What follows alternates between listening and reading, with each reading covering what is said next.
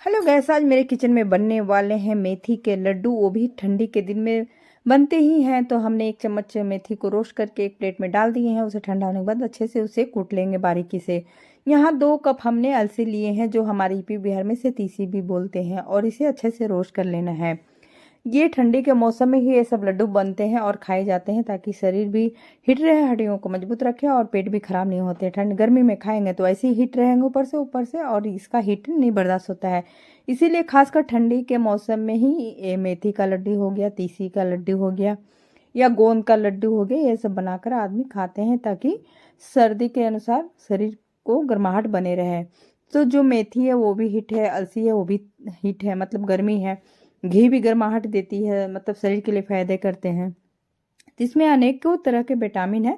और ये अच्छे से भून गए हैं, तो अब इसे हम एक प्लेट में डाल के इसे भी ठंडा होने के लिए साइड में रख देंगे। अब लेते हैं, यहाँ पे चावल का आटा है, 1.5 कप हमने लिए हैं। इसे भी हम भूनेंगे, और मीडियम आंच पे भूनेंगे, या सबसे कम फ्लेम करके भूनेंगे, ताकि इसका जो लाइट कलर है वो बरकरार रहे और ज़्यादा डार्क ना हो। तो भूनने के टाइम में इसमें भी दाने दाने से दानेदार हो जाते हैं। तो इसे भूनने के बाद मैं इसे भी चाल दूंगी।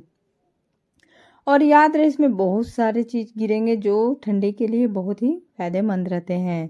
तो देख, आपको दिखा रही हूँ ना, दाने दाने देगी। तो इसे भूनने के बाद देखिए, एक चलनी में इसे भी चाल देंगे, ताकि जो दाना दाना है वो अलग से निकल जाए। इसे हम साइड रख दें।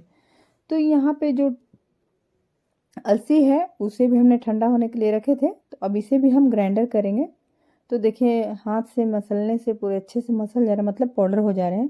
तो इसे बारीकी सा मतलब पाउडर हमें करना है, और इसे भी हम चाल देंगे, ताकि इसके अंदर जो भी मतलब जो मोटे मोटे दाने रहेंगे, और जो नहीं अच्छे से ग्राइंडर हुए रहेंगे, उसे दोबारा हम कर लेंगे।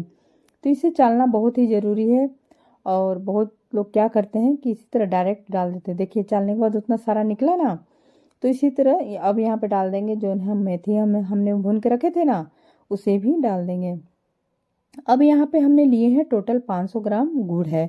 तो इसे अच्छे से कूट लेना है। तो मैं डायरेक्ट यहीं पे कूटना शुरू कर देती हूँ। कोई बात नहीं। अब ले ली हूँ 1/4 कप पानी है। पानी हमें ज़्यादा नहीं लेना है, क्योंकि हमें चाशनी को गलाना है, मतलब गुड़ को गलाना है। और यहाँ तार वाली चाशनी हमें नहीं चाहिए, लड्डू बनाना है।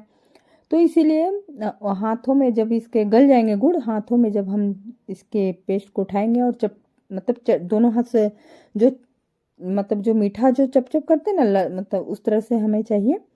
तो यहाँ पे क्या है ना कि गुड़ को गलाना बहुत ज़रूरी है। हाँ, और ये गुड़ ना हमें अच्छे नहीं मिले थे, क्योंकि जब मैं इसे गला रही थी तो हल्का सा कर कर कर रहे थे, बालू जैसा, बालू का कण।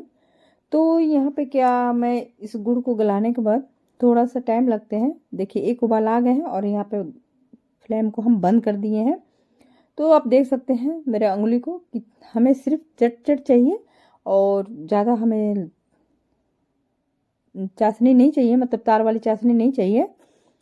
तो अब इसे क्या करेंगे, साइड में हमने इसे भी रख लिए हैं। अब यहाँ पे डालेंगे घी। तो ओरिजिनल घी आपको कहाँ मिलते हैं, तो हमने यहाँ अमूल का घी इस्तेमाल किए हैं। इसे डाल देंगे, 3-4 चम्मच डाल देते हैं। और हल्दी डालेंगे ज़रा सा।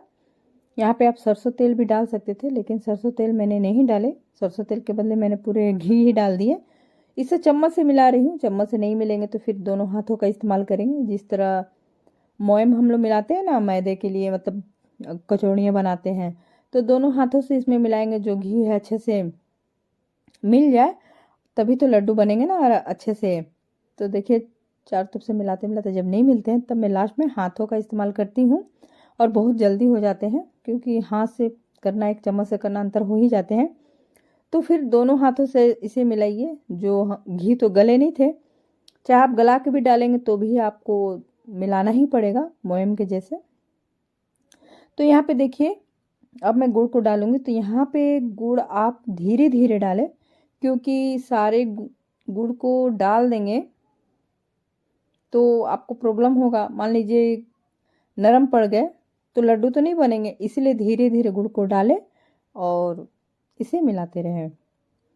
और मैंने 500 ग्राम गुड़ इसलिए लिए थे, क्योंकि 2 कप तीसी थे और 1.5 कप चावल के आटे थे।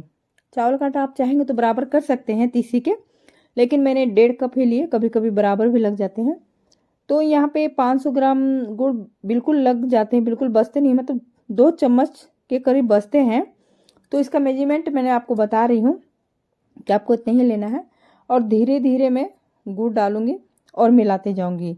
आप कभी भी कोई भी चीज़ लड्डू बनाए तो एक साथ गुड़ को चाशनी को मतलब नहीं डालें, उसमें प्रॉब्लम हो जाते हैं। अगर नरम हो गए तो फिर से आपको तीसी चावल फिर से भूनना पड़ेगा, फिर से उसे पेस्ट बनाकर फिर से आपको पाउडर बनाकर मतलब डालना पड़ेगा। तो इसीलिए गुड़ अकबका के हड़बड़ा के नहीं डालें, धीरे धीरे डालें और चम्मच से मिलाएं, नहीं तो कलछुल से मिलाएं।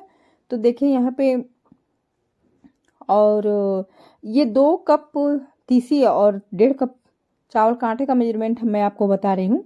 अगर आप जितना ज़्यादा लेंगे तो आप उसके क्वांटिटी बढ़ा सकते हैं गुड़ के। तो देखिए इस तरह नरम है। और क्या होता है ना कि जो गुड़ गलाकर हम लोग डाले हैं तो ये सोखते बहुत हैं, तो धीरे धीरे डालना है। और कभी कभी क्या होता है कि लड्डू बहुत टाइट हो जाते हैं, तो इसीलिए टाइट ना हो बोल के उसे हल्का सा मिलाकर आप 5-10 मिनट के लिए छोड़ भी सकते हैं, ताकि जितना भी उसका जो पानी पीने का हो या चाशनी वो पी लेंगे तो लड्डू, तो आपको आगे चलकर प्रॉब्लम नहीं होंगे। तो देखिए नरम है। मैं इसे मिलाने के बाद क्या करती हूँ, 5 से 10 मिनट के लिए छोड़ देती हूँ, तो और भी अच्छे लड्डू बनते हैं। तो मैं देखिए यहाँ पे डाल दी हूँ काजू। काजू गोटा डाल सकते, लेकिन मैंने यहाँ पे काजू इसलिए कूट कर डाले हैं ताकि यहाँ मेरे घर में सबको दांत का प्रॉब्लम है, तो मतलब ये इसके जो बड़े बड़े टुके जाते हैं तो सबको प्रॉब्लम होते हैं, तो इसीलिए मैंने पूरा इसे बारीकी से कूट कर डाले हैं। यहाँ पे आप किशमिश भी डाल सकते हैं। तो देखिए यहाँ पे मुझे घी लगा कि कम है, तो फिर ऊपर से मैं घी और मिलाकर इसे डालकर मिलाती हूँ। और घी का कमी नहीं करिएगा, क्योंकि ये घी का ही लड्डू है, मतलब इसमें ज़्यादातर घी लगते ही लगते हैं। तो देखिए इस तरह से लड्डू आपको तैयार करना है, दिख रहे हैं ना। तो ये भी पूरा लाइट कलर में चमक रहे हैं ना, लेकिन जब ये ठंडा होने के बाद, टाइट होने के बाद पूरा सूखा सूखा हो जाते हैं और अच्छा से मतलब रहते हैं। ये लड्डू आपको 1 महीना रख के भी आप खाएंगे तो कुछ नहीं होगा, और खासकर ठंडी के मौसम में बनाकर जरूर खाएं। देखिए लड्डू तैयार है। आप मेरे चैनल पर यदि पहली बार हैं तो लाइक करें, सब्सक्राइब करें, बेल आइकन को दबाएं ताकि आने वाला रेसिपी आपको पता चले। सपोर्ट जरूर करिए, लाइक जरूर करिए। तो देखिए मैं आपको हल्का सा दोनों अंगूठा का प्रेस से मैं तोड़कर दिखा रही हूँ। देखिए ना, मतलब नर्म नहीं है, ये सूख गए हैं और बहुत अच्छे लड्डू हो गए हैं। तो इसे एक कांच के बोतल में इसे बंद करके रख दीजिए और एक एक करके हर सुबह में खाएं, तो ठंडी के दिन में आपका हर चीज़ तंदुरुस्त रहेंगे। मिलते हैं नेक्स्ट वीडियो में, बाय बाय।